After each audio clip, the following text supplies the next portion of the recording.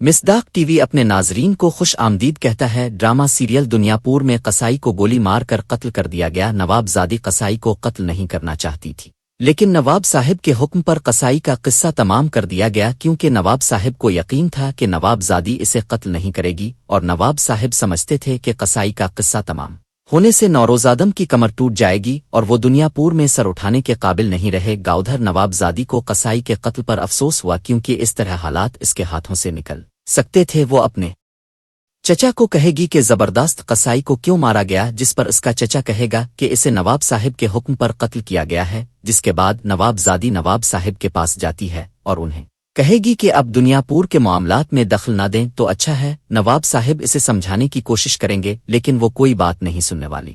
ادھر قصائی کا بیٹا اور شامیر کو نواب زادی کے حملہ اور قصائی کو پکڑ کر لے جانے کے بارے اطلاع ملتی ہے، تو وہ فوراً واپس دنیا پور پہنچ جاتے ہیں۔ قصائی کا بیٹا بہت جذباتی ہو رہے ہوگا کہ ابھی نواب کے خاندان سے بدلہ لینا ہے، جس پر شامیر اسے سمجھائے گا کہ میرا بھائی بھی مرا ہے اور میری بہن ان کے پاس ہے، تم صبر کرو اس وقت تک جب تک نوروز آدم جیل سے واپس نہیں الف جاتی۔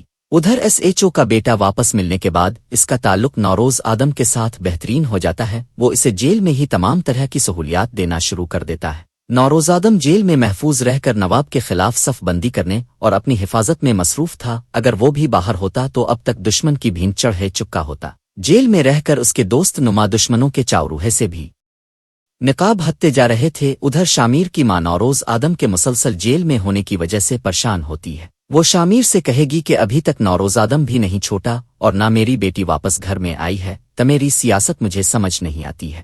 شامیر اپنے باپ کے اگلے حکم کا منتظر تھا، کیونکہ دنیا پور کے معاملات میں جو کردار اور معلومات نوروز آدم کو تھی وہ بھلا شامیر کو کیسے ہو سکتی تھی۔ پھر شامیر اور نوروز آدم کی تھانہ میں ملاقات ہو جاتی ہے، تو شامیر جیل کے باہر گزرنے والے اب تک کے تمام حالات اپنے باپ کے ساتھ شیئر کر دیتا ہے، اور سب سے اہم بات یہ تھی کہ شامیر نے یہ بھی بتا دیا کہ ایس ایچ اور کے بچے کو اورنگزیب نے اغوا کر لیا تھا، جس پر دباؤ تھا کہ نوروز آدم کو قتل کر کے اپنا بچہ زندہ حاصل کر سکتے ہو۔ یہ سازش بے نقاب ہونے کے بعد نوروز کو اندازہ ہو جاتا ہے کہ اس وقت وہ صرف نوابوں کے خلاف ہی نہیں بلکہ اپنے گھر میں پلنے والے غداروں کے ساتھ بھی پنجہ آزما ہے۔ ناظرین، کیا شامیر نواب زادی کو سبق سکھا پائے گا اور اپنی بہن کو نواب کے چنگل سے آزاد کروا سکے گا؟ کمنٹس میں اپنی رائے ضرور دیجیے، اور ہمارے چینل پر نئے ہیں تو اسے سبسکرائب بھی کر لیجیے۔ شکریہ۔